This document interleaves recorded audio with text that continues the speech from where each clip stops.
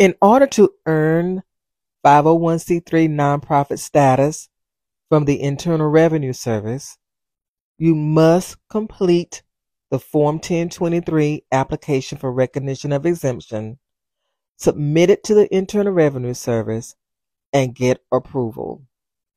Once you've completed the Form 1023 application for recognition of exemption correctly and the IRS approves it, you will receive a letter in the mail called a determination letter that says, or that reads, "Congratulations, your application for tax-exempt status has been approved." And that's how you earn 501c3 nonprofit status. Join the Form 1023 Academy, where I walk you through the steps to completing the Form 1023 application from start to finish. Thank you.